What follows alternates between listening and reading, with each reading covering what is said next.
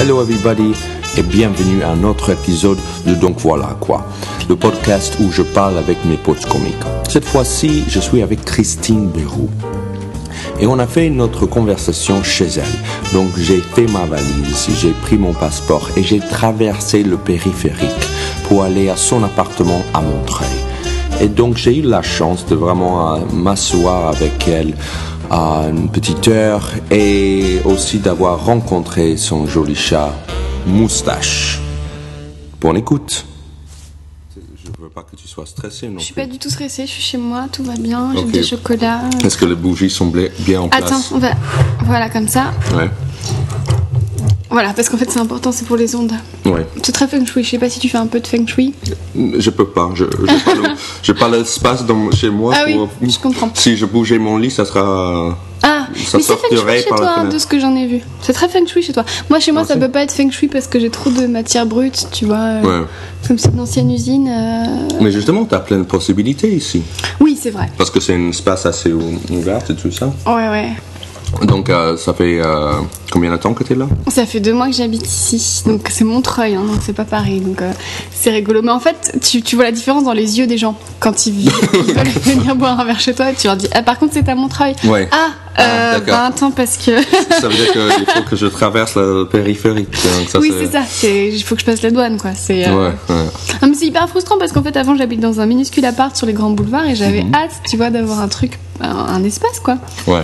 Et maintenant que j'ai vraiment un super grand espace pour faire des grosses fêtes, bah c'est un appart que j'ai eu vraiment à la gueule du client, c'est-à-dire quand ils ont su que j'étais humoriste, ils ont même pas regardé mon dossier. Et c'est vrai que quand t'es intermittent du spectacle, ce genre d'opportunité, bon. Non mais c'est bien, c'est cool. Ça fait un moment que t'es intermittente? On dit intermittente? On dit intermittente, ouais. Ça fait 1 an et demi et c'est un sacré confort. Vous avez pas ça aux États-Unis? Non, on a tu peux être serveur. Ah, c'est notre intermittent spectacle. C'est vachement marrant. Oui, tu peux être serveur, ouais. c'est vachement marrant. Non, mais non, ça n'existe pas. Pour nous, c'est génial. On trouve ça génial. Bon, la France est un des rares pays qui a ça. Ouais. Mais c'est fou parce que ça veut dire que quelqu'un qui veut devenir comédien chez vous, donc il est obligé de travailler la journée. Donc ça veut dire que quand il a un gros casting ou quand il a des jours de tournage, il est obligé de se faire virer en fait. Comment ça se passe? Oui, non, on se débrouille comme on peut. C'est pour ça, on est serveur, c'est-à-dire... D'accord. Okay. Tu vas à Los Angeles, la plupart des serveurs, ils sont aussi comédiens à côté. Ils font des castings, après, serveurs, barman ou de petits boulots à côté. Comme Joey dans Friends. Exactement. C'est pas que de la fiction, Friends. D'accord. Mais il y a une certaine souplesse, j'imagine, parce qu'ici en France, tu sais, quand tu te fais embaucher comme serveur, pour négocier un jour de congé ou pour modifier tes horaires, faut y aller. Tout est plus dynamique là-bas. Ouais. Il y a moins de sécurité, mais tu peux trouver un boulot facile, tu peux le perdre plus facilement, mais aussi tu gagnes souvent plus. En tant que serveur, si tu bosses dans un resto qui est plus ou moins bien, tu peux gagner genre $300 la nuit. D'accord. Parce qu'il y a beaucoup de pouvoir. Les gens donnent 15 à 20% de pouvoir. D'accord. Donc imagine si tu bosses dans un resto qui est pas mal au niveau de les additions, tu vois, 5 personnes facilement, ils font une addition de $120, on va dire. Ouais, ah ouais. Tu vois, si c'est un resto comme ça. Et après, ils donnent 20% de pouvoir. Donc c'est $20 dans ta poche pour une table, tu vois. Ah ouais. Donc, ça peut aller vite si tu bosses. D'accord, c'est un autre fonctionnement, quoi. Ouais. Mais donc, non, il n'y a pas le statut d'intermittent. Je suis d'accord que c'est vraiment bien. C'est. Ouais, carrément. Ouais, mais je comprends pas comment ça marche. Je sais pas si toi tu comprends. J'ai l'impression qu'il y a une personne en France qui parce que même le Pôle emploi ils savent pas comment ça marche. Je les appelle, je dis mais j'ai accumulé tant d'heures. Est-ce que je l'ai? Je sais pas. Moi j'ai dû comprendre pour expliquer à mon père, parce que j'en avais marre que mon père me dise que j'étais une assistée. Je dis mais non papa, j'ai cotisé cet argent, d'accord, j'ai travaillé dur pour le récupérer. Enfin c'est horrible. Donc je commence à comprendre. Mais c'est vrai que le Pôle emploi, je pense que tu peux faire pleurer quelqu'un du Pôle emploi rien qu'en appelant et en faisant bonjour, je suis intermittente. Tu sais qu'à ce moment-là il y en a plein qui veulent raccrocher en fait, ils veulent rien savoir.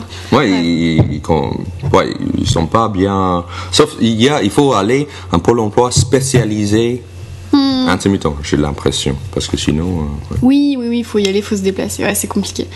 Mais je suis intermittente depuis 1 an et demi et c'est un vrai confort. parce que ça me permet de créer, tu vois, l'esprit libre, quoi. Ça n'a pas de prix. Mais t'as pas le stress de le garder, justement? Il faut s'y prendre à l'avance, faut voir un peu. Moi, je sais que si jamais je sens que je le renouvelle pas, c'est facile de mettre un coup de collier pour aller frapper au port pour faire des dates, pour faire des stages, pour faire des. Après, quand on a du réseau, c'est facile de travailler, finalement. Ouais. Tu vois, faut juste se renouveler, toujours écrire, toujours proposer des nouvelles choses. Je pense que quand tu travailles dur, après, tu es dans un cercle vertueux où en fait, plus tu bosses, plus on te propose du boulot, et ça, faut jamais stopper la locomotive, et il n'y a aucune raison que ça s'arrête, en fait. Ouais. T'as raison. Donc, quelque part, tu as une confiance maintenant qui te fait que tu es un peu plus tranquille au niveau de ton esprit aussi. Juste que tu es intermittente, mais aussi tu sais que si tu as besoin de bosser, tu peux. Exactement. En fait, de mon expérience, j'ai vu que quand tu travailles, on te propose du travail. Enfin, quand tu fais du bon travail, ma prof de yoga dirait que c'est karmique. Je crois pas au karma, mais tu vois, dans l'idée, c'est ça. C'est que tu vas proposer des choses, donc on va te répondre en ce sens, et ainsi de suite. Enfin, je sais pas ce que t'en penses, toi, dans ta vie. Oui, mais j'ai l'impression que je suis arrivé à ce stade de confiance dans ce monde. Comme ton prof de yoga a dit, de juste, tu vas recevoir si tu produis quelque part. Ça, j'ai pas eu cette confiance avant, quand j'ai commencé, par exemple. C'était plus le questionnement, genre, est-ce que j'ai assez de talent? Même si je bosse, est-ce que je vais recevoir quelque chose? Il faut avoir une confiance de base, à mon avis, pour avoir le désir de vraiment percer. Je sais pas si toi, tu t'es pareil. Maintenant, je sais que oui, si je bosse, je vais produire quelque chose de qualité. Oui. Mais je sais pas si tu avais ça au début. Moi, je n'avais pas, par exemple. Non, au début, on n'est pas compétent. Enfin, tu sais, je compare souvent l'humour au patinage artistique. Parce que, en fait, au début, t'as pas d'équilibre. Tu vois, t'arrives sur la glace, t'as pas d'équilibre, et tu te dis, oh mon Dieu, j'arriverai jamais à faire des pirouettes. Et au bout d'un moment, t'arrives à faire une pirouette, puis deux, puis trois, et puis maintenant, toi et moi, je pense qu'on sait que quand on va aller sur la glace, on va réussir à faire un truc. Voilà, au moins une pirouette, tu vois. Mais alors qu'il y a encore quelques années, on tombait, tu vois. Est-ce que tu te souviens d'un moment où tu te dis, waouh, là, je sais que je peux faire une pirouette et ça va marcher? Ouais, je pense que c'était au Palais des Glaces, là, quand Nawel Madani m'a demandé d'écrire les intersketchs pour le Palais des Glaces. Donc c'était une captation pour comédie, on était 12 humoristes. Et donc elle m'a demandé d'écrire des sketchs à plusieurs pour nous, et puis pour Arnaud de sa mère qui présentait la soirée. Et là, je me suis dit, j'ai vraiment pas envie de me rater. Et j'ai travaillé dur sur ce texte, je voulais vraiment que ça soit parfait, et ça l'a fait. Et là, je me suis dit, en fait, vraiment, quand je décide de produire quelque chose de qualité, j'y arrive, donc c'est super. Ça veut dire que je suis arrivée à mon degré de compétence, celui que je visais, mais en fait c'est jamais parfait, c'est-à-dire que là je vois, il y a des projets sur lesquels je bosse, je vois bien qu'il va falloir que j'aille encore me muscler davantage, aller puiser dans d'autres réserves, m'inspirer beaucoup, tu vois, sortir un peu de mon univers. En fait, on finit jamais de s'améliorer et de progresser, quoi, évidemment. C'est ça qui est beau aussi. Exactement, ouais. Et pourquoi elle t'a appelé, toi? On avait bossé au Grand... En fait, on s'était rencontrés sur des scènes ouvertes, elle aimait bien mon écriture, et du coup, quand elle avait été prise pour faire le Grand Journal en tant que chroniqueuse, elle m'avait demandé de coécrire ses chroniques. Donc elle avait fait 2 Grands Journaux, et puis après... Que 2? Ouais. D'accord. Et puis après, voilà, la vie. Mais c'était cool de bosser ensemble, ouais. Et j'étais pas toute seule avec elle. Il y avait Adrien Piquet-Gauthier qui écrit sur Touche pas à mon poste. J'ai bossé avec lui aussi. Ouais, très talentueux. Donc on était tous les 3 sur cette aventure du Grand Journal, et c'était vraiment chouette. Et après, Nawel a monté le Jam Girls comédie, et donc elle nous a proposé effectivement avec Candy de travailler sur les textes.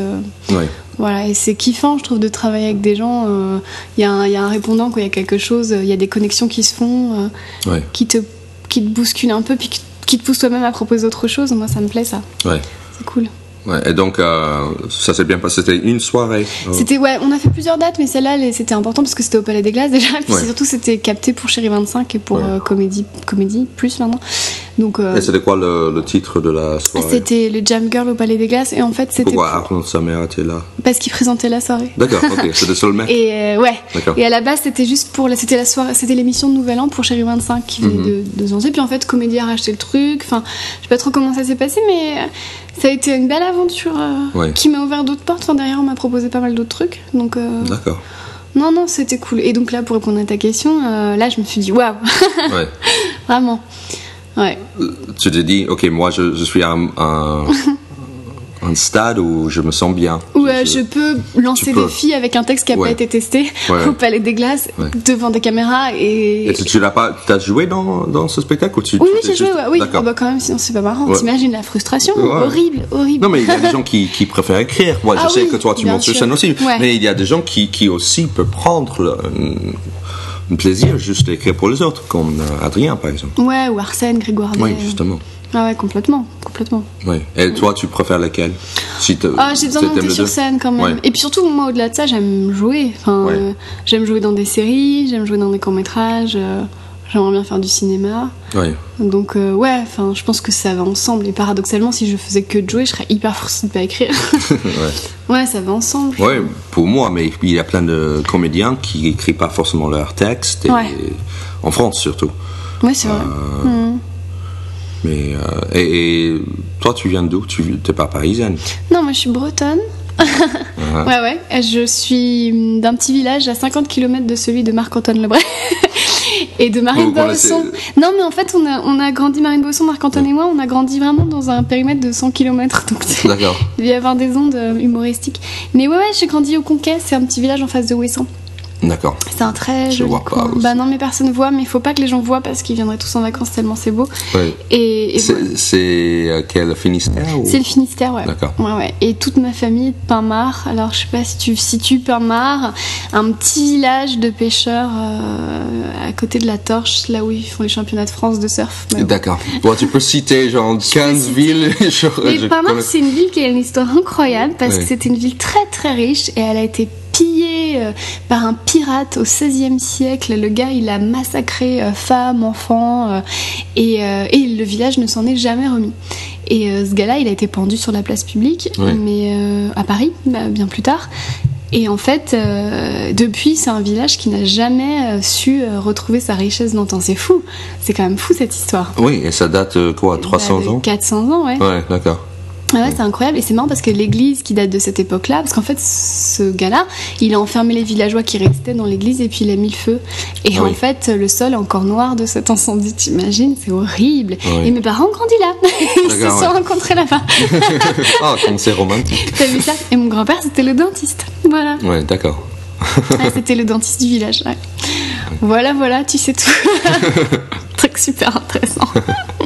Et tes amis bretons, quand tu les as rencontrés ici à Paris, c'était drôle pour Marine. vous Bah oui, d'ailleurs on a envie de faire un Brace Comedy Club. Mais ça rapproche, tu vois, c'est bête, mais on dit il y a des lobbying, des communautés, tout, mais il y a une vraie communauté bretonne. Moi quand je rencontre quelqu'un à Paris qui me dit je suis breton, bah ça me fait du bien. Je lui dis t'es d'où et tout, puis tout d'un coup c'est comme s'il venait de ma famille, tu vois, parce que la glace est brisée en fait. Puis on a des souvenirs communs, les face-nose, les kunyaman, tu vois, on peut parler de ces choses-là, tu vois, alors que je peux pas parler de ça avec toi. La danse bretonne. Oui, la gavotte. Ouais, d'accord. Tu connais pas? Ça se danse avec les... Oui, non, je vois, tu mais vois, avec je connaissais pas le nom. Ah, ouais. Ça s'appelle la gavotte. La gavotte, c'est aussi le nom d'un gâteau, mais il faut pas confondre. Et d'accord. Avec ma grand-mère, j'en sais la gavotte, ouais. Et toi, t'es de New York? Ah, banlieue. Banlieue, c'est-à-dire, fais-moi rêver. Dis-moi. Non, je vais pas te faire rêver. C'est une demi-heure au nord de Manhattan, ça s'appelle Westchester. Donc mais moi, ça me fait rêver. Tu dis Westchester, ça me fait rêver. C'est le comté. Il y a Manhattan, au nord de Manhattan, il y a le Bronx. Au nord du Bronx, il y a Westchester. D'accord. Et donc, qui est. C'est un peu le Montreuil de New York, en fait. Oui, on va dire le Montreuil. Non, on va dire le Yvelines. D'accord, c'est le Yvelines. Plus campagne, un peu plus de verdure. D'accord, ok. Là, on sent plutôt toujours dans la ville. D'accord. Et t'as grandi là-bas? D'accord. C'est le Truman Show. Truman Show, donc un peu Desperate Housewives. Exactement. Exactement. D'accord. Et tes parents habitaient là? Oui, ils habitent toujours là-bas. D'accord. Oh là là, d'accord. Oui. Ta maman que j'avais croisée au concert de Woody Allen. Oui, rapidement. Oui, je me rappelle. Ouais. Donc, non, ils sont toujours là-bas. Mes parents sont argentins. Ils sont allés à New York un an avant que je suis né. D'accord. Donc, moi, je suis né là-bas, j'ai grandi là-bas. Ok. Et t'es allé souvent à New York? Alors, Ouais. Ouais, c'est... Tu mettais combien de temps pour y aller? Une demi-heure. Ah, c'est cool. Non, mais c'est proche, on n'est pas loin. Vraiment, c'est le centre de tout ce qui est culturel. Donc, tout le week-end, ou régulièrement, on allait en ville, surtout quand j'étais petit avec mon père, pour aller au musée, des choses comme ça, et faire des choses culturelles là-bas, c'est sûr. Cool. Donc, oui, je me considère New-Yorkais, pas dans le sens... j'ai pas grandi à Manhattan même, mais... cet esprit, c'est très new-yorkais. C'est marrant l'épisode dans How I Met Your Mother quand Marshall et Lily ils prennent la maison de... Tu sais, puis ils se retrouvent en banlieue. Je connais pas très bien. Tu regardes pas? Non. Et du coup, mais pas parce que j'aime pas, c'est juste parce que j'ai pas. Ah oui, d'accord, bien sûr. Bon, bref, il y a ce débat. Ils habitent, il faut prendre un train du coup pour y aller. Et du coup, c'est le gros débat. Ça brise complètement leur groupe de copains parce qu'ils habitent à une demi-heure de New York. C'est rigolo. Ah non, mais c'est sûr que c'était un effort pour y aller aussi. Pour faire la soirée là-bas, il fallait prendre le train, il fallait... Bon, après, quand on avait la voiture, on pouvait aller en voiture, bien sûr. Mais, c'est pas facile non plus. Oui, d'accord. Oui, bah, je me retrouve un peu, tu vois. Moi, depuis que j'habite à Montreuil, j'ai un peu ce problème. Et voilà. Ah ouais, d'accord. Mais c'est marrant que parce que nous, New York, c'est le rêve. Tu vois, moi, je rêve. Là, vraiment, mon objectif cette année, c'est de traduire plusieurs de mes sketchs et de les jouer chez toi, dans ta scène ouverte. Et puis de faire un comedy club. Kian l'avait fait. Il avait fait, je me rappelle, avant de faire Bref, il était allé à New York pour faire de ce jour-là. Il était devenu mon héros. Et il a fait... déjà, Kian a fait plusieurs passages... chez moi, sur mes soirées, le New York Comedy Night que je fais toujours le vendredi. Il a fait plusieurs passages et il était très bien en anglais, vraiment très bien. Et on a fait même une grande soirée au Grand Gymnase il y a 2 ans. Et il était à la première partie de 2 humoristes assez connus qui venaient des États-Unis. Et oui, après il est allé à New York avec un pote à nous qui s'appelle Dan Natterman, qui est un comique new-yorkais qui est venu plusieurs fois aussi en France. Et oui, je pense qu'il est monté sur scène là-bas 2 fois, 3 fois. Et quand tu veux, Christine, quand tu veux monter... Tu m'aides à traduire certains trucs. Bien sûr, je dis à tous mes potes humoristes, je dis, viens déjà, j'ai dit à Noël, plein de monde, vraiment de... Et il y a pas mal qui sont venus. Norman joue régulièrement aussi, et c'est un grand plaisir. Ça me plaît de faire cet échange justement avec les humoristes français. Et déjà que vous montez en anglais. Après, Norman est allé récemment à Londres aussi. Yacine est allé. Yacine passe régulièrement aussi maintenant.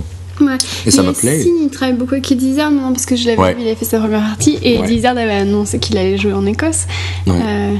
J'ai vu qu'il retweet souvent le tweet de Yacine, donc c'est très sympa. J'ai vu Eddie Izzard quand il était là, ici à Paris aussi.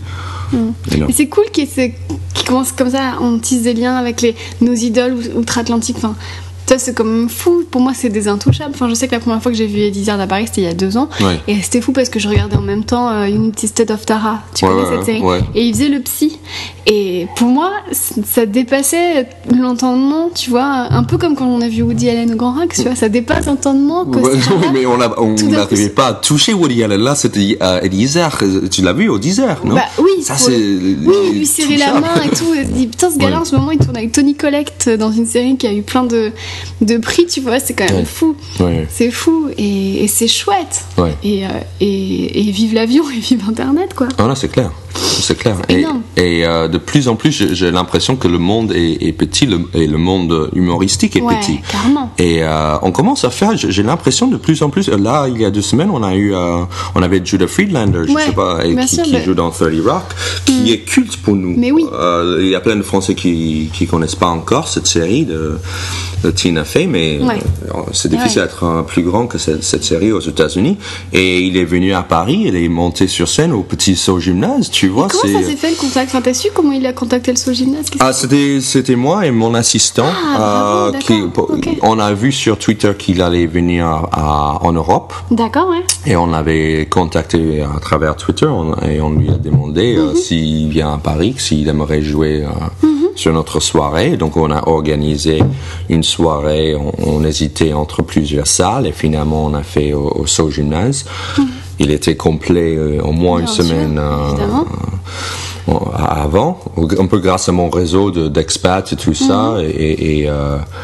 Donc, ça s'est très bien passé. Il était content et ça nous donne aussi plus de confiance d'inviter quelqu'un d'autre, de proposer peut-être un peu plus d'argent, une plus grande salle et faire des échanges comme ça. Et c'est très bien. Et ce qui est intéressant, c'est que la soirée anglophone que j'anime ici commence à être un peu connue à New York et à aller grâce aux gens qui sont venus ici. Donc, quand il y a quelqu'un qui vient à Paris, il y a quelques comiques qui peuvent dire si tu vas à Paris, contacte Sébastien Marx, il va te mettre sur scène, etc. Donc, ça me plaît énormément. Donc, c'est très bien.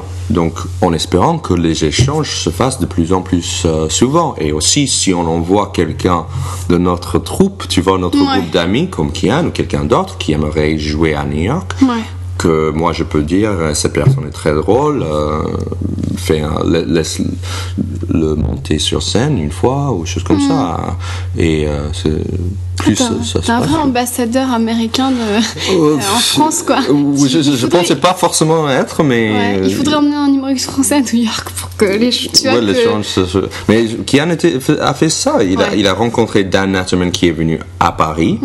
Ils se sont bien entendus et Dan a dit si tu viens à New York, contacte-moi. Et Kian est allé. C'est ce qu'il m'avait raconté. D'ailleurs, il m'a ramené le livre de Sarah Silverman. Ah ouais. Ouais, il m'avait ramené ça de New York, c'est un trop beau cadeau. Et à côté, il y a l'autographe de Sarah Silverman qui m'a été offert pour mes 30 ans par Alexis Macquart. Ah bon? Comment il l'a eu? Et il veut pas me le dire. Mais je pense qu'il l'a. Je pense que si, parce qu'il m'avait dit la première fois qu'on s'était rencontrés avec Alexis Macquart, il m'avait dit qu'il l'avait vu en vrai, Sarah Silverman. Donc je pense qu'il avait dû se procurer cet autographe ce jour-là, puis qu'il me l'a gracieusement et adorablement donné, quoi. C'est un de tes idoles? Bah oui, bien sûr. Franchement, c'est Kian qui me l'a fait découvrir quand on travaillait ensemble sur France 4. Et ouais, quand je l'ai vu, j'ai dit c'est ça en fait, c'est cette tu vois, ce culte du ce que j'appelle le pied dans le plat, tu vois. Déjà, j'adore dire ce qu'il faut, enfin tu sais, ce côté un peu sale gosse, un peu pince sans rire aussi, tu vois. J'aime, et elle m'a beaucoup inspirée.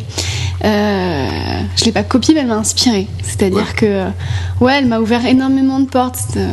Tu vois, la fameuse vidéo I Fuck Matt Damon, je trouve qu'il y a tellement de choses dedans.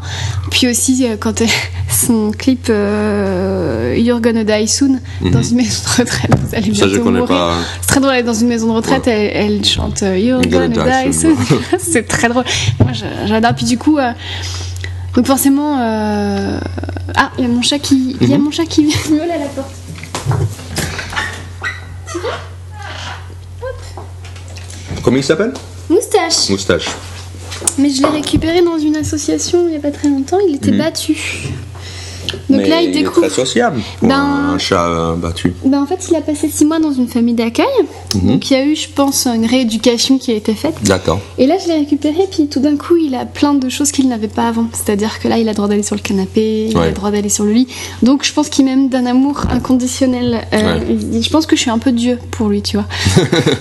Et puis surtout, une fois par semaine, et c'était aujourd'hui, je lui donne une boîte de thon. D'accord. Voilà. Parce que... Et donc, il a mangé ça. Là, c'est un peu. Tu vois, là, il mange les restes, là, il est content. Ouais. Et Dieu sait que c'est compliqué pour moi de lui acheter une boîte de thon parce que je suis végétarienne. Donc, la seule fois. Donc, j'achète. Eh ben oui. Donc, les seules fois où j'achète du poisson, c'est pour mon chat. C'est te dire à quel point je l'aime d'amour. Parce que, voilà. Et ça fait un moment que tu es végétarienne ? Ça va faire 2 ans, là. Ouais. Oui. Alors, il y a eu des petits. La viande, non, j'ai arrêté d'un coup. Le poisson, ça a été compliqué pour moi parce que, quand même, sur plusieurs générations chez les Bérou, on est marins-pêcheurs. Donc, mais non, c'est dur le poisson parce que, donc au Conquet, forcément, mon père achète des crabes, des poissons qui sont pêchés du matin dans l'océan Atlantique. Donc, c'est dur. C'est un vrai plaisir dont je me prive. Mais bon. Voilà. C'est parce que t'es plutôt... C'est pas une question de santé, c'est plutôt une question de tuer les animaux. Ouais, j'ai pas envie de faire... Enfin, vraiment, la souffrance animale, c'est quelque chose qui me bouleverse. Enfin, la souffrance humaine aussi, hein, mais j'ai l'impression qu'on fait pas plus que ça de la souffrance animale quand on voit aujourd'hui, ce que c'est que l'élevage intensif, tout le monde consomme des animaux issus de l'élevage intensif sans réfléchir à comment sont traités ces animaux-là. Et moi, ça me bouleverse, ce déni, ces œillères que tout le monde porte en France, ça me bouleverse vraiment. Et je veux plus être responsable de ça, je veux plus rien avoir avec ça. Donc je donne pas de leçons, je dis pas aux gens faut que t'arrêtes de manger de la viande, etc. Parce que c'est très personnel, c'est comme la religion, mais moi je veux absolument pas faire partie de cette supercherie. Mais par exemple, les animaux qui sont mieux élevés, par exemple le poulet en plein air, choses comme ça te soulage, ou c'est aussi juste le fait de tuer un animal en fait tout court? Alors la question c'est est-ce que du jour au lendemain les gens pourraient arrêter de manger des animaux? Non. Donc je pense qu'il y a des étapes intermédiaires et effectivement l'élevage en plein air est une belle étape intermédiaire. Et puis j'ai un ami médecin qui m'avait dit qu'il y avait une théorie comme quoi on était conçu pour manger de la viande et c'est pour ça qu'on avait des dents de sagesse. J'entends bien, mais aujourd'hui on peut se passer de la viande en fait. Et si on la consomme, c'est juste par plaisir. Et il faut voir ce que coûte ce plaisir à d'autres êtres vivants, c'est horrible. Et voilà. C'était pas dur pour toi d'arrêter? La viande, pas du tout, parce que à partir du moment où j'ai vu plusieurs vidéos, etc., je voyais plus la viande comme de la viande, et pourtant j'adorais ça. Et j'ai vu ça vraiment comme du cadavre, du jour au lendemain. Et du coup, plutôt vraiment mourir de faim plutôt que de mettre du cadavre dans ma bouche. Et ça te dégoûte quand t'es dans un resto, par exemple, et tu vois les... Non, on peut manger de la viande dans ma présence. D'ailleurs, dimanche dernier, à ma crémaillère, j'ai dit aux gens qui pouvaient apporter de la charcuterie, et ils ne l'ont pas fait.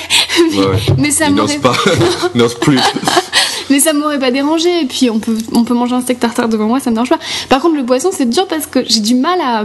Forcément, le poisson, il est moins... comment dire... Enfin, je dirais... cadavresque. Ouais, il est moins expressif dans sa façon de faire et tout. Donc c'est un vrai effort que je fais. Là, par contre, c'est un sacrifice. Comme mon père achète un crabe pêché du matin, qui fait de la mayonnaise maison. Mon père cuisine super bien. Parce que aussi t'as grandi avec ça, j'imagine. Mais moi, mon premier souvenir d'enfance, j'avais 3 ans, c'est mon père...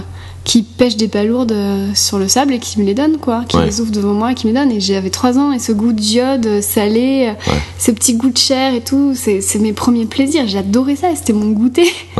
Donc c'est vrai que c'est difficile de me passer de fruits de mer, mais j'y arrive. Je fais avec, quoi. On a parlé de ça la dernière fois. Tu t'en parles pas sur scène de ton... Alors, il y a eu plusieurs... En fait, mon premier sketch sur le végétarisme était une erreur parce qu'il était trop donneur de leçons. Et j'ai écrit un autre sketch où là, je me moque des végétariens. Et en disant moi-même que j'en suis. Et du coup, là, je me suis rendu compte que le message passait davantage. Par contre, force est de constater que quand je commence à en parler, les gens font « Oh non encore un végétarien qui va nous saouler. Mais du coup, je pars un peu de tous les clichés. Je dis voilà, on me demande tout le temps est-ce que j'ai des carences, mais les carences c'est comme les MSC, hein, tu dis toujours que t'en as pas, mais en fait t'en sais rien. Et du coup, les gens, bon bah voilà, et puis après, du coup, je sais que quand ils rencontreront un végétarien, ils lui diront pas forcément est-ce que t'as des carences, parce que voilà, ils l'ont vu dans un sketch, donc voilà. Et donc maintenant, tu le fais régulièrement, ce sketch? Oui, bah il fait partie de mon spectacle, Et ça se passe bien, ça... Oui. Je l'ai même fait au gala de la SPA, tu sais, c'est la... je connais. Et les gens étaient très très heureux de ce sketch, donc oui, il y a un public, après des fois je sens que ça prend moins, alors du coup je vais le raccourcir, je vais pas forcément aller jusqu'au bout du sketch, puis je vais enchaîner. Mais ce sketch, je l'ai mis exprès entre 2 très bons sketchs, parce que je sais que si quelquefois, c'est ruse de stand-upper. Il faut avoir les ruses. C'est ça. Mais D'accord. Mais je suis la seule en France à avoir un sketch sur le végétarisme, donc je pense que je connais pas. La France est tellement c'est un pays de viande quand même. On mange la gastronomie française. Oui, et je fais une blague là-dessus, justement, que les Français mangent toutes sortes d'animaux. Mais ça, c'est impressionnant, vraiment. Cheval, sanglier, escargot, grenouille, lapin, mais tout. On mange tous les animaux. On mange pas les chiens et les chats. C'est le seul. En Chine, beaucoup. Apparemment. Mais... D'ailleurs, c'est pas très cohérent, je trouve. Je trouve que les Français sont assez... Enfin, moi, j'en ai eu fait. C'est quand même assez bizarre d'adorer son chien et de manger un steak quand tu y réfléchis. Oui, moi, j'avais du mal avec le cheval, par exemple. On mange jamais ça aux États-Unis. Et c'est hypocrite. Au Canada, pourtant, beaucoup, c'est marrant. Hein. Peut-être. Ça, j'étais pas au courant, mais tu parles québécois ou partout au Canada? savais pas que... Oui, parce que je reçois beaucoup de fascicules de sensibilisation et oui, au Québec, ouais, il y a une grosse industrie chevaline, ouais. Moi, je me demande si c'est pas l'influence française. Possible, ouais. Je sais pas. Ça, je savais pas, mais aux États-Unis, c'est un peu tabou de manger du cheval. D'accord, ok. Ici aussi, je pensais un peu... oui, c'est pas... plus très à la mode, ouais. Ouais. Mais là, c'est hypocrite. Je peux pas dire pourquoi un cheval mérite de vivre plus qu'une vache. Non, je sais. Mais... Voilà, je sais pas pourquoi on parle. Mais le livre d'Émeric Caron, Nostek, que j'ai, il est très bien là-dessus. Je te le conseille. Quel livre Nostek, je peux te le prêter, ouais. Hop, il est vraiment très bien. Par contre, âme sensible, tu vois. Ouais. Il y a certains passages. Il y a certains passages bien durs parce qu'en fait, ça décrit bien les abattoirs. Il fait la journée en abattoir, il raconte la journée d'une vache, la journée d'un cochon, la journée donc. En France. Ouais, en France. D'accord. Parce que j'avais l'impression, peut-être, avec mes yeux un peu naïfs d'américain, mais on a l'impression que la France est meilleure quand il s'agit de l'élevage d'animaux, que c'est plus à l'ancienne, que c'est plus une vraie ferme, tandis qu'aux États-Unis c'est vraiment à la chaîne. Et ça, c'est une C'est 5% en fait de l'élevage en plein air. Et c'est L'amour est dans le pré. Tu vois, c'est 5%. Ouais, tu connais l'émission L'amour est dans le pré. Voilà, plupart, ils sont très peu nombreux à élever leurs bêtes comme ça. C'est une grosse hypocrisie cette émission. Ouais. Eh oui. Voilà, je vais prendre un petit chocolat sur ces bonnes paroles. Les bons petits chocolats que tu m'as apportés, ils sont délicieux. On va faire de la pub. Cornet Port-Royal. Ouais. Moi, je vais prendre aussi un noir. T'es chocolat noir, toi, plutôt? Ouais. Et toi, t'es plutôt blanc. Chocolat blanc, comme ta copine, je crois. Blanc et lait, c'est ça? Ouais, j'aime bien. Ouais. Comme les filles, quoi. Voilà. Et parlons de comment tu as commencé. En fait, moi, avant, j'étais journaliste. T'as fait une école de journalisme? En fait, je pense que tout ce que j'ai fait, je l'ai fait pour faire plaisir à mon père. Comme nous tous, non? Oui, je pense. En fait, je savais que depuis ma première pièce comique, je l'ai écrite quand j'avais 15 ans pour la fête de l'école. Tu vois, c'était une parodie du film Titanic qui était sorti cette année-là. Ouais. Et en fait, je me rappelle aujourd'hui, c'était pas forcément le truc hilarant et tout, mais je me rappelle de la facilité avec laquelle. Et ça a bien marché là. Ouais. Et ce qui m'avait fait penser que quand même, je pense qu'on est avec des compétences. Tu vois, je pense qu'il y a des choses, on sait faire. Une facilité pour quelque chose, ouais. Par exemple, ma sœur est peintre aujourd'hui, entre autres. À la base, elle a une formation de peintre. Elle est super douée pour peindre, tu vois, je pense qu'on sait faire des choses ou pas, bref. Et moi, je savais écrire des blagues, à 15 ans, j'avais écrit quand même 15 minutes de blagues pour la fête de l'école, mais mon père était pas venu, et je pense qu'il était vraiment dans le déni de ce truc. Et après, j'ai toujours fait du théâtre à la fac, j'ai toujours fait des études de planqué, je suis allée à la fac, j'ai fait histoire de l'art parce que c'était le plus fun, tu vois, entre guillemets. Je faisais du théâtre à côté, et après quand j'ai eu mon DUG, j'ai voulu vraiment faire que du théâtre, et mon père a dit attends, il y a une super école qui s'appelle l'ESRA à Rennes, et tu vas pouvoir faire du scénario. Alors moi je fais ok. Puis en fait je me suis rendu compte que le scénario c'était 2 heures par semaine, et donc j'ai décidé de faire option JRI, journaliste reporter d'image.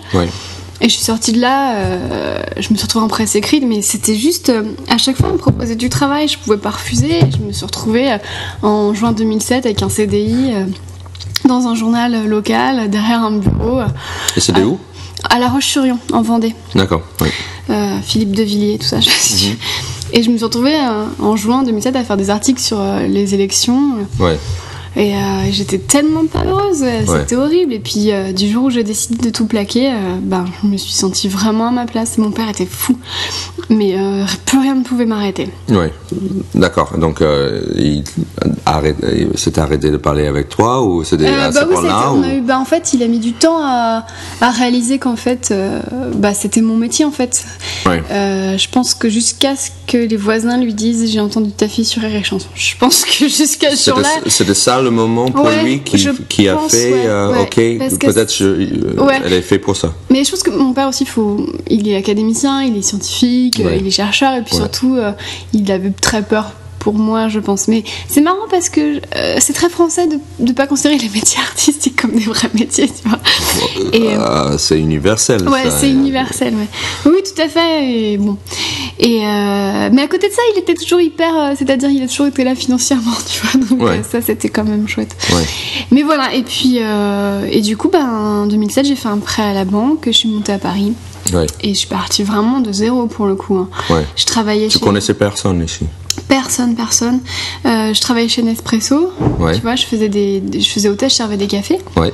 En plus à des acteurs la plupart du temps, parce que sur les Champs-Élysées. C'était sur le champ. Ouais, donc c'était très frustrant pour moi parce que tu vois, il y avait des tas de petits pipeaux là, qui venaient acheter leur Nespresso. Et puis moi, j'avais tellement envie de discuter avec eux du métier et tout. J'étais très très naïve, j'étais un peu bécassine, tu vois.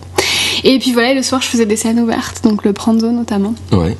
C'est là que j'ai rencontré Kian, qui m'a proposé mon premier contrat, voilà. C'était pour France 4. On achète bien l'info, ouais.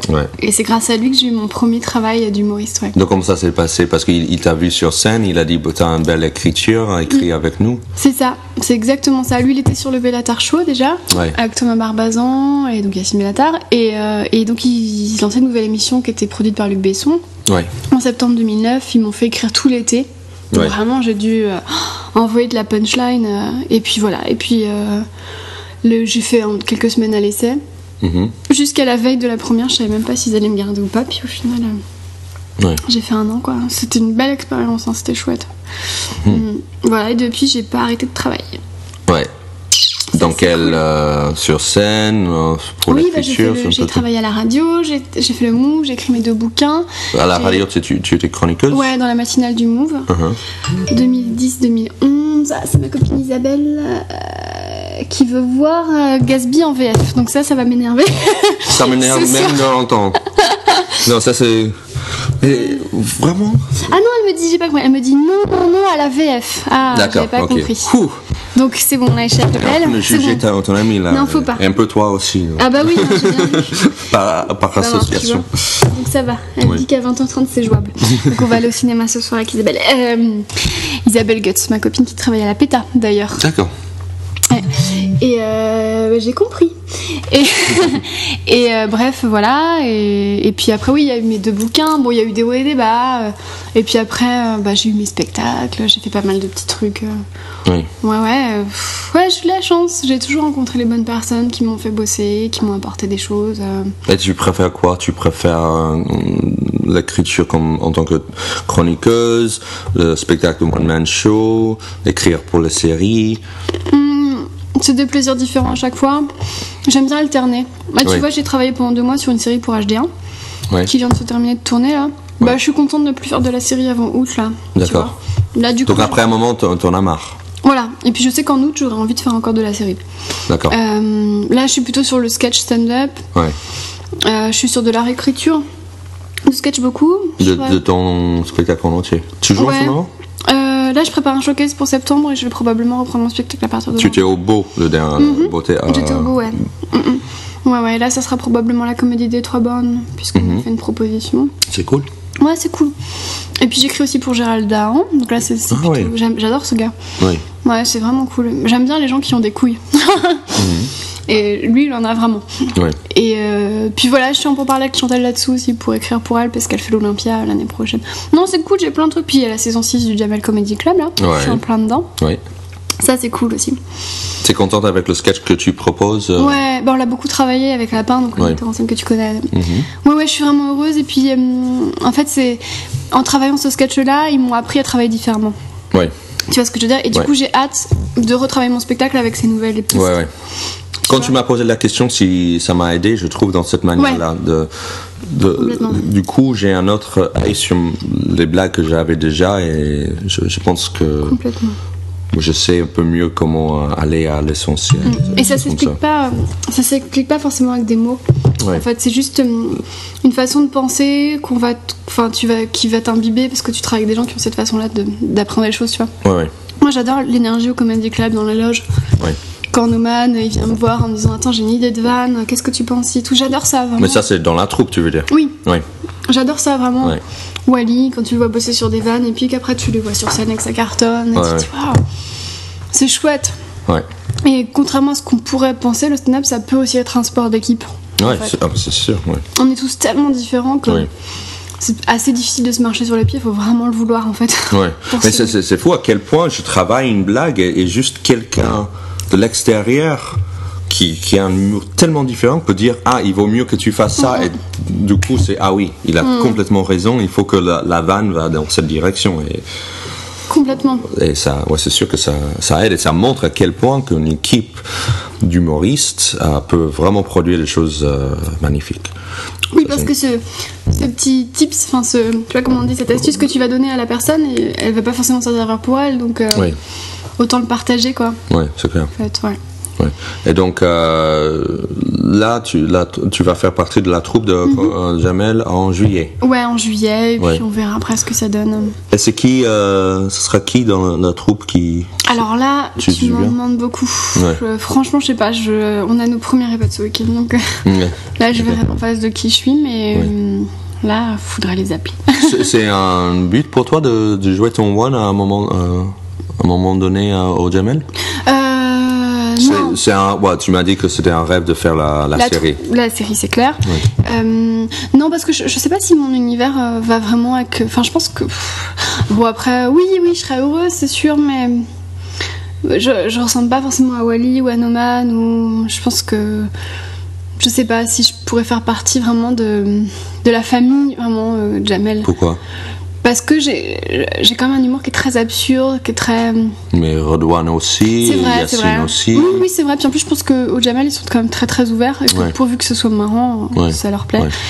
Je t'avoue, je sais pas. Je préfère pas trop y penser parce que je cherche une prod en ce moment et... Pourquoi ? Parce que c'est difficile de jouer un spectacle sans prod à Paris. Ouais. C'est pour remplir la salle, tu veux dire. Ouais, j'ai quitté ma prod en janvier dernier.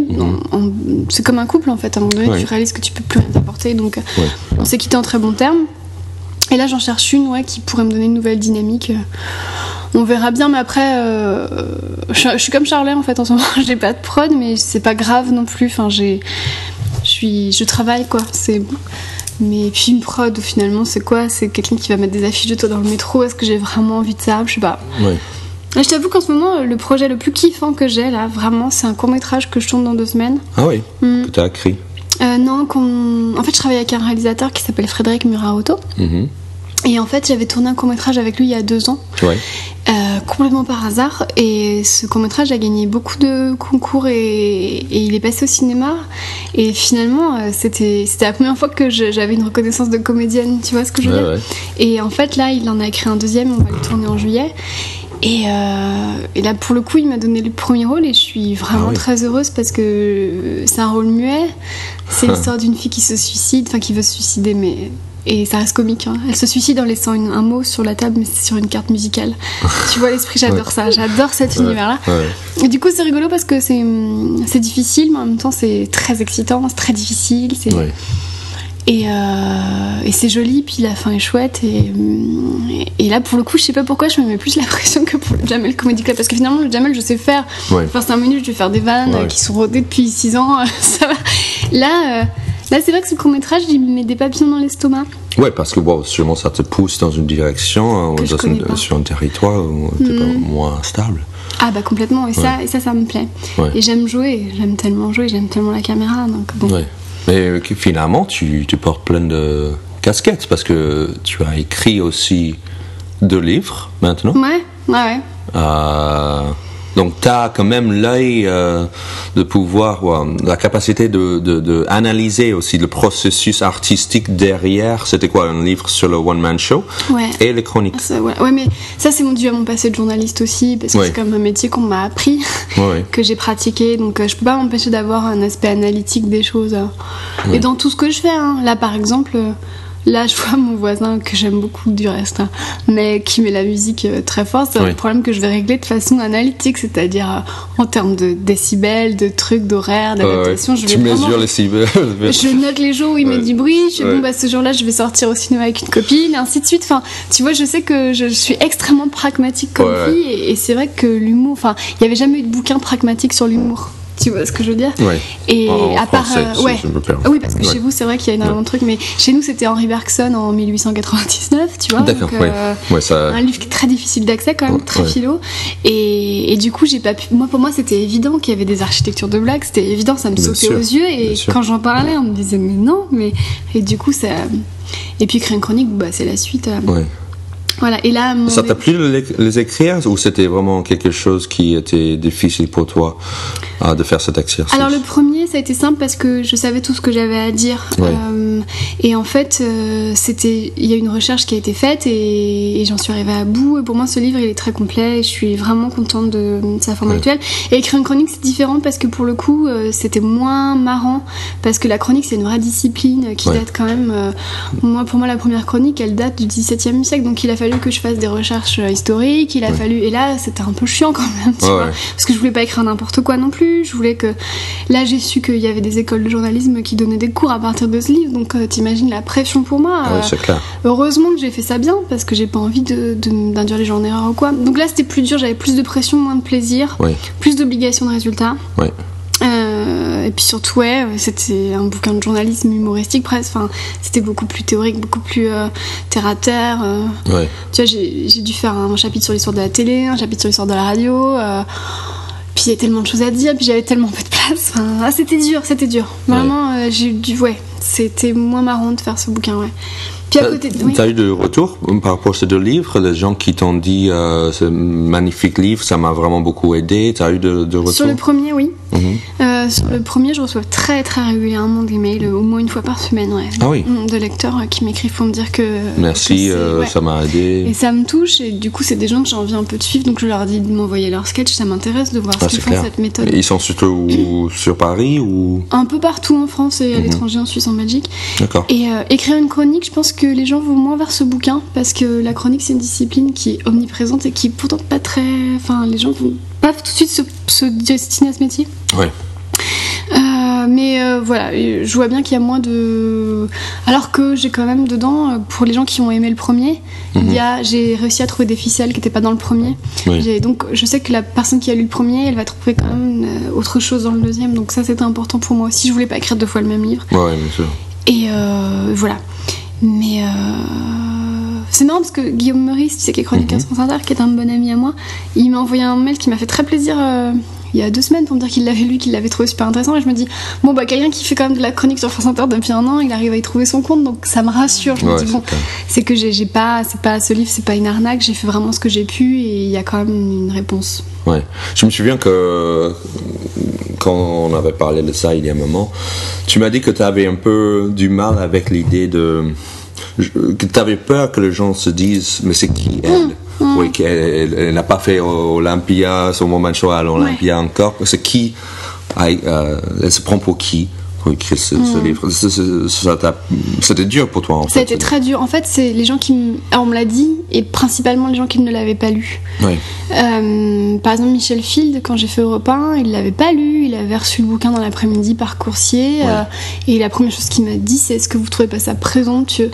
À côté de ça, Ruquier, quand on a parlé, ils ont fait un sketch en manquant en rire, etc. Il a défendu le livre, et j'ai vu qu'il y avait des petits post-it dedans, j'ai vu qu'il l'avait parcouru, et il a dit non, il est vraiment bien, et le journaliste, il a fait un beau journaliste, tout. Donc je me dis, en fait, oui, je pense que les gens sont en droit de se dire c'est présomptueux, c'est normal. Je suis pas Adam Manoff, j'écris un bouquin sur l'humour, voilà. Mais à côté de ça, quand on l'ouvre, on voit... Heureusement, t'es pas un lourd.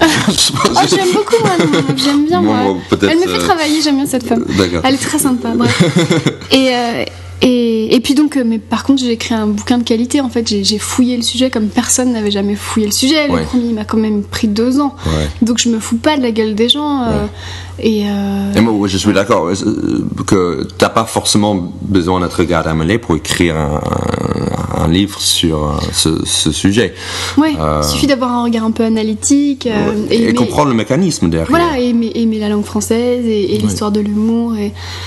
Voilà, et puis... voilà. Mais c'est vrai que je suis peut-être en train de faire la carrière après avoir écrit le bouquin qui aurait justifié que...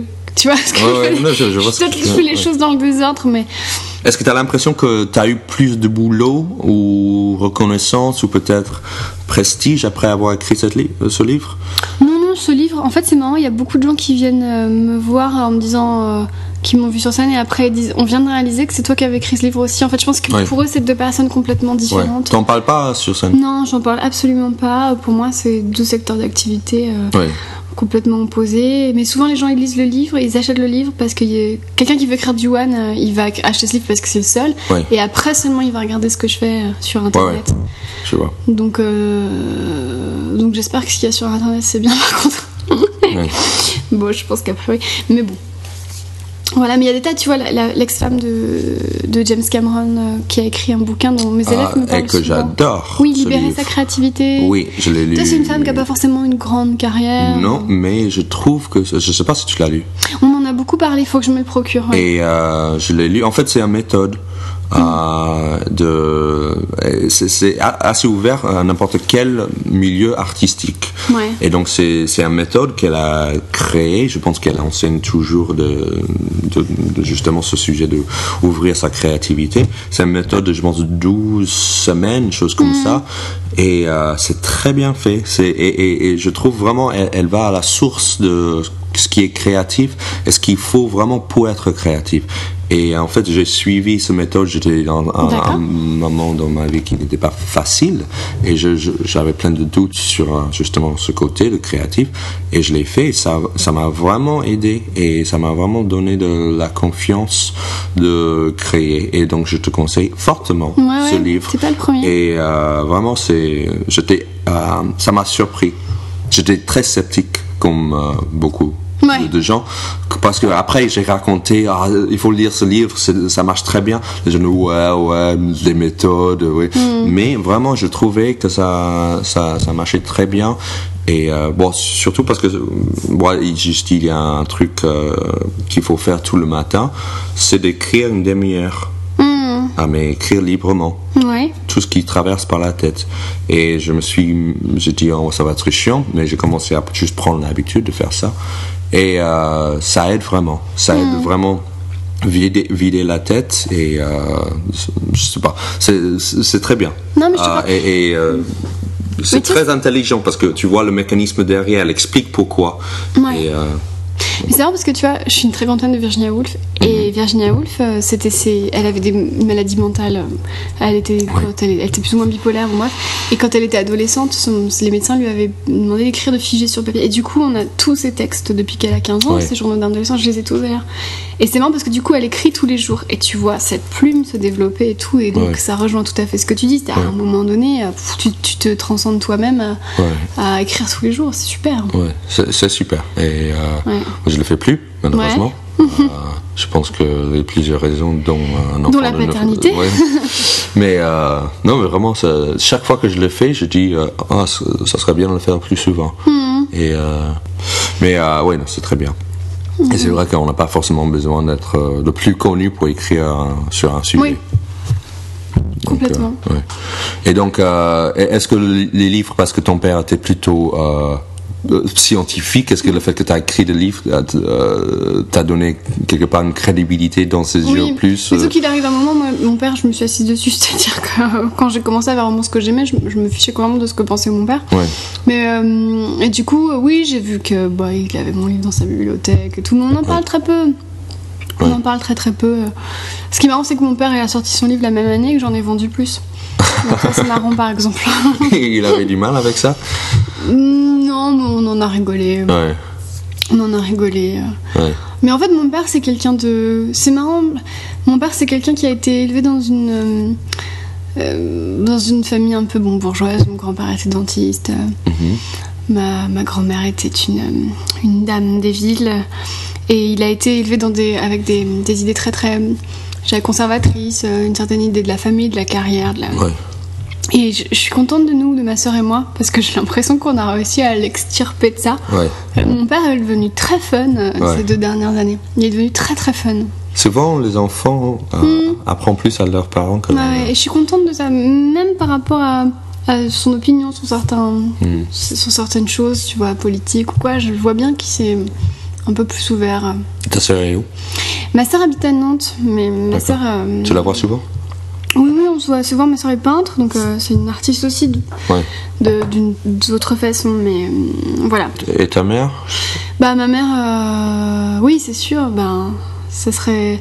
Quoique ma mère, elle est déjà venue voir mon spectacle et je faisais énormément de blagues sur la famille. C'est drôle parce que tu parlais de ton père comme si tu voulais l'impressionner. Ouais.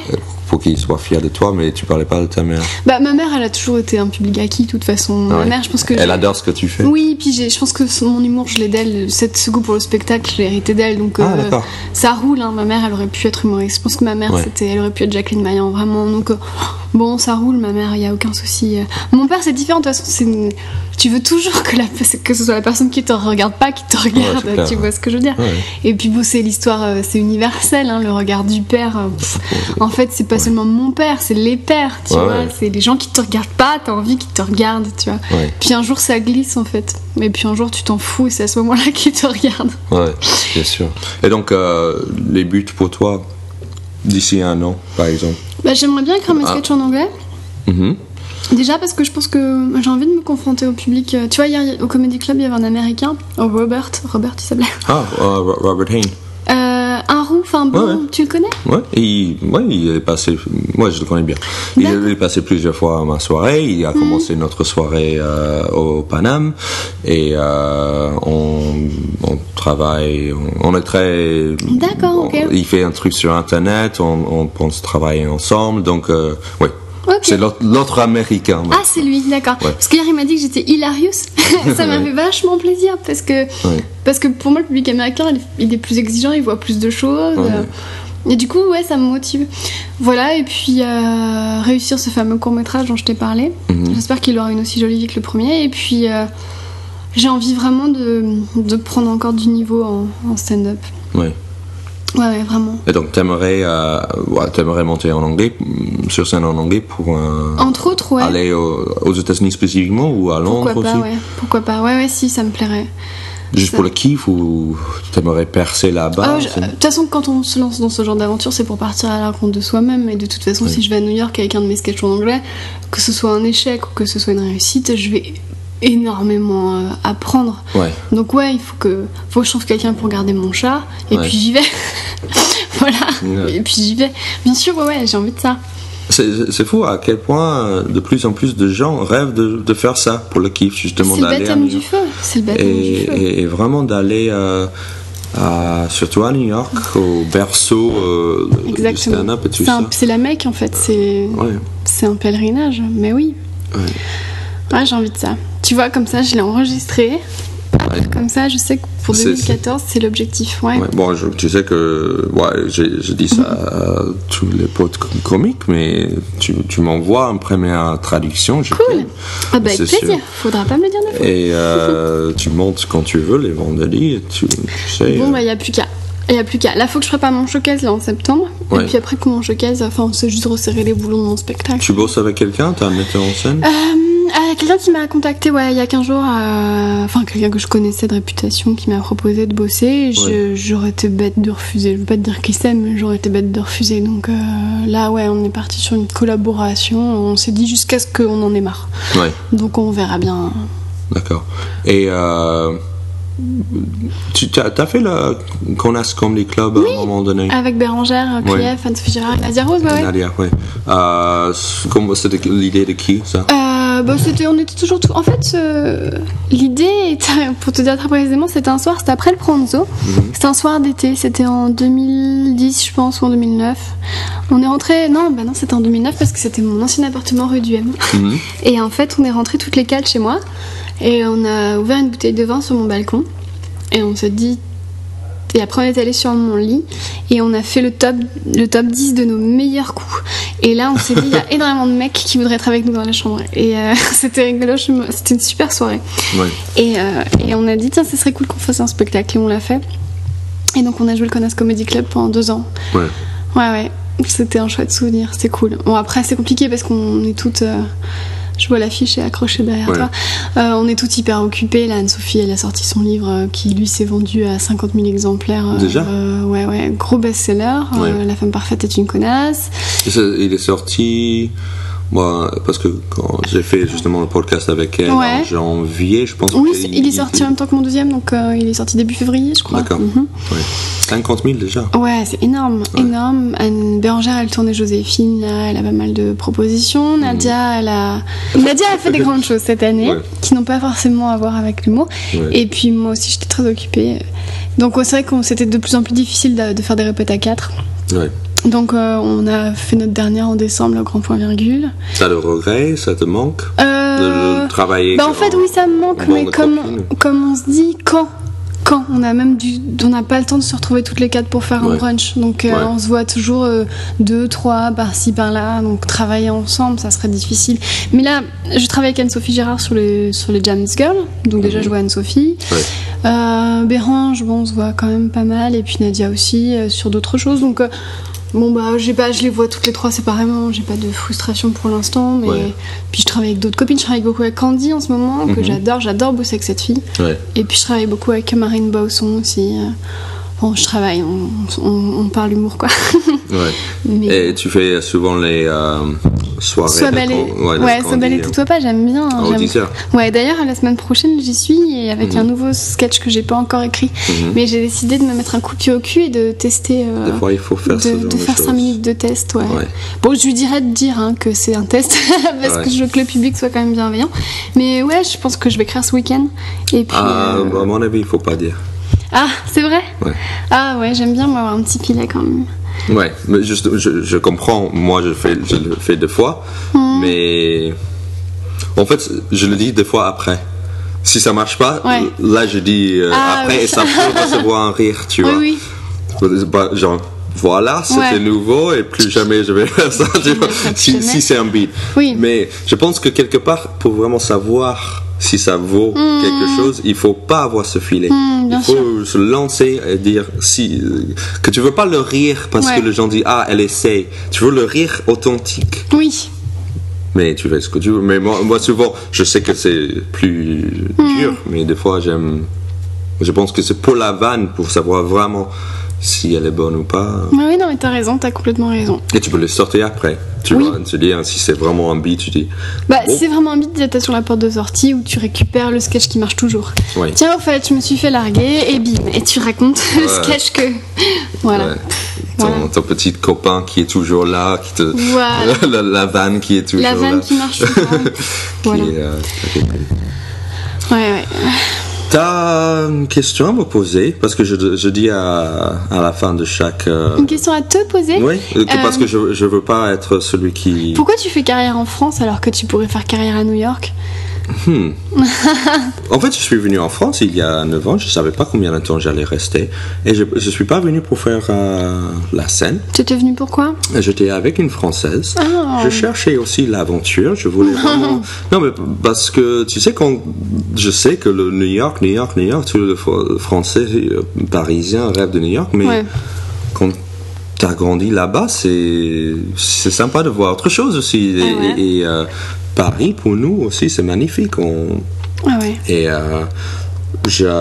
j'avais quoi, 20-23 ans. Je voulais voir autre chose et j'avais une opportunité avec une fille. Je suis venu et je pensais faire autre chose. Je pensais pas forcément, même si j'ai fait la scène aux États-Unis. Et après un moment, la scène me manquait trop. Et donc j'ai repris. Et je me suis donné plein de ultimatums quand même. Ultimatums, c'est Ouais. bien. Je me souviens, il y a 3-4 ans, je suis venu sur Paris parce que j'étais pas à Paris avant. Et je me suis dit, ok, je me donne un an. Voir ce qui se passe. Sinon, je rentre à New York. Et chaque année, il y avait des petits signes en disant t'as quelque chose, t'as progressé, ça peut être quelque chose de très sympa. Et donc j'ai eu chaque fois des petits signes de l'univers, si on veut, qui me montraient. Tu crois au karma aussi? Carrément, je ne sais pas si c'est le mot, mais des signes. Mais je pense que c'est nous qui le créons. Ouais. C'est-à-dire que je crois beaucoup à notre esprit et notre possibilité de créer notre vie. Ouais. si tu comprends ce que je veux dire. Bien sûr, ouais. Donc, je pense quelque part, je me suis, comme tu as parlé tout à l'heure par rapport à la créativité, plus tu produis, plus tu as de cadeaux qui viennent. C'est un peu ça. Et donc, plus j'osais, plus je commençais à voir, et peut-être ça peut marcher. Et j'avais une petite voix dans ma tête qui dit essaie. Et j'ai eu plusieurs personnes quand j'ai commencé le stand-up en français qui me disaient arrêtez. Ah ouais? On peut pas être drôle dans une autre langue, pas avec ton niveau, pas si on n'a pas grandi avec la culture. Et donc c'était dur, mais en même temps, ça m'a donné encore plus d'envie je suis têtu aussi. D'accord. Donc je voulais le réfuter, je sais pas si on peut dire. Oui, réfuter. Tu parles mieux français que moi, oui. c'est le même nom en anglais, donc. D'accord. Et donc je voulais vraiment, ça m'a un peu lancé un défi. Donc, c'était quoi la question? C'était pourquoi je suis venu en France, pourquoi je suis pas resté à New York.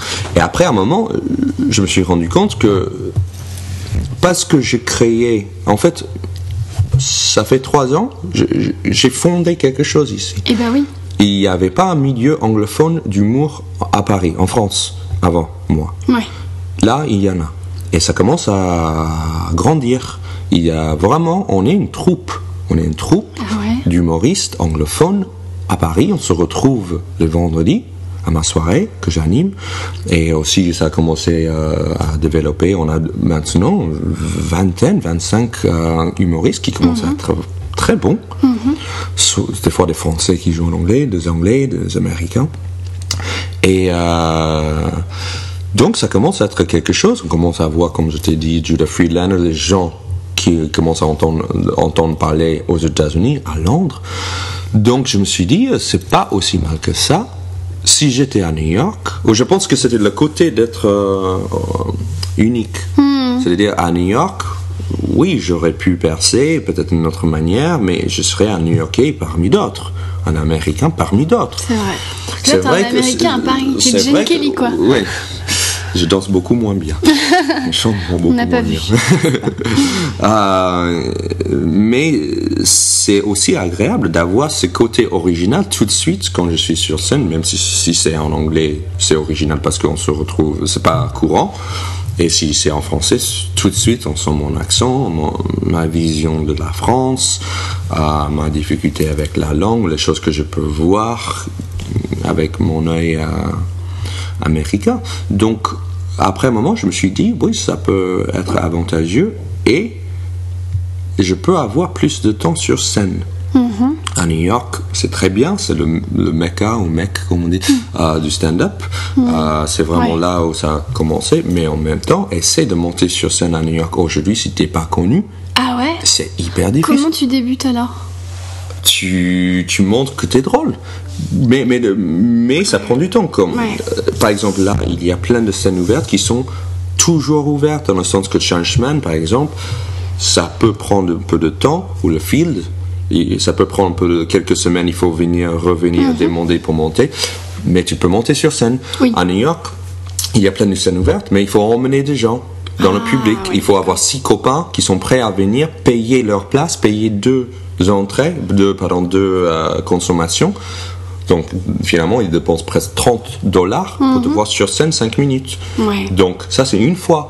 Après, pour s'améliorer, il faut monter sur scène beaucoup, plusieurs fois. Et donc, c'est très difficile à demander à plein de potes. Donc, il faut vraiment connaître quelqu'un ou il faut être bon très tôt. Comme ça, il peut te dire, ok, tu reviens, tu as emmené que 2 potes la prochaine fois. Tu vois, et donc, mais si tu te plantes, c'est mort, tu reviens plus, j'imagine. Non, tu peux. Il y a plein de clubs aussi. Il y a beaucoup plus. Il y a beaucoup. Il y a plein de scènes. C'est le même milieu, mais 10 fois plus grand. Donc il y a plus de scènes, mais plus de concurrence aussi. Donc on a le rêve de New York, mais plein de gens aux États-Unis ont le rêve de New York et percer dans le stand-up. Donc la concurrence est. Il faudrait faire un French Comedy Club là-bas, et c'est possible. Ouais, c'est possible. Parce qu'il y a beaucoup de Français, soit à New York, soit à Los Angeles, soit à Miami, apparemment. Il y a beaucoup de Français aux États-Unis. Ça, c'est pas bête, tu sais, de commencer une soirée pour le francophone. J'ai entendu que Gad Elmaleh, apparemment, a fait son spectacle en français là-bas. Il a cartonné, ouais, j'ai su ça. Et mon pote Dan Natterman, apparemment, a fait sa première partie en français. Classe. Et donc, pour revenir à ta question, pourquoi je suis venu ou pourquoi je reste? Oui, les deux. D'accord. Donc, pourquoi je suis venu, voilà, j'ai expliqué. Et pourquoi je reste, c'est parce que maintenant, je peux monter sur scène quand je veux. Ah ouais. Tandis que à New York, si j'allais rentrer à New York, ça serait très bien, mais j'allais recommencer à zéro aussi. C'est clair. C'est vrai que là, tu vois, par exemple, il est 5h, je pense que tous les deux on pourrait faire une scène ouverte ce soir, il suffit qu'on décroche notre téléphone. Alors qu'à New York... À New York, mais c'est pour ça que c'est difficile. Si tu veux percer quelque part, il faut être là. Ouais, c'est ça. Tu vois, il faut rester longtemps. Là, chaque fois que je rentre à New York, j'étais là le mois dernier, je suis monté sur scène, mais il faut vraiment être... J'ai fait plein de vannes, plusieurs vannes qui ont marché, plusieurs vannes qui n'ont pas marché, parce que ce sont des vannes que je fais ici, et il faut que je réadapte à le truc new-yorkais, mais ça prend du temps. Donc ça prend du temps pour comprendre quelle vanne marche, mais aussi de connaître les gens pour prouver que tu es assez drôle pour pouvoir justement être en position où on est maintenant à Paris, c'est-à-dire tu décroches ton téléphone, tu peux monter sur scène. Et ça prend du temps, comme tu sais. Bien sûr, bah oui. Donc il faut choisir un endroit et y rester, c'est-à-dire qu'on peut pas percer 15 jours à New York. Ouais, sauf si t'es Elisard et tu t'es connu. Oui, t'es attendu. Mais Elisard n'était pas connu il y a 3 ans ici. Tu vois, il y a plein de Français qui connaissent il même. Il était attendu quand même, dans le sens où il y avait beaucoup on était beaucoup au 10h à aller voir, c'était plein, hein. Pas au début, je suis allé le voir, soit sa première, soit sa deuxième soirée. Ah ouais? Il y avait 30 personnes. D'accord. Et moi je dis, mais comment c'est possible? Il cherchait pas la difficulté peut-être? Ah, c'est sûr. Et lui, justement, j'admire aussi qu'il s'est mis en danger, Elisard, tandis qu'il remplissait des stades en Angleterre. Il est venu en France pour jouer en français devant 30 personnes des fois, mais ça a pris du temps jusqu'à ce qu'il a le 10 heures rempli, parce que je te dis, il n'était pas connu. Je me souviens, j'ai parlé avec plusieurs producteurs et j'ai dit, et 10 heures sera là. Ils disent, c'est qui? Mais ouais, c'est fou. Mais c'est normal. Et puis moi, ce qui m'avait marqué, c'est qu'il avait des très mauvaises critiques sur BR&Duc. C'est fou, les gens sont horribles. Ils le prenaient pour un débutant. L'accueil était extrêmement divisé. Ouais, c'est dingue. Hein. Ah d'accord, ok. Non mais ça a du sens ce que tu me dis. Ouais, ça a beaucoup de sens. Mais aussi ça me plaît vraiment d'être ici, d'avoir ce différence de culture, de voir les choses avec une autre culture. Je pense que ça me plaît. Je comprends. Est-ce qu'il y a une autre chose que tu aimerais dire de promotion ou Bah écoute, là je crois qu'on a vraiment fait le tour. Non, mais I'm good.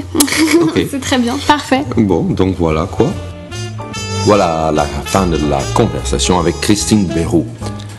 J'espère que ça vous a plu. Si c'est le cas, n'hésitez pas à aller sur la page Facebook de Donc Voilà Quoi. Vous pouvez le liker.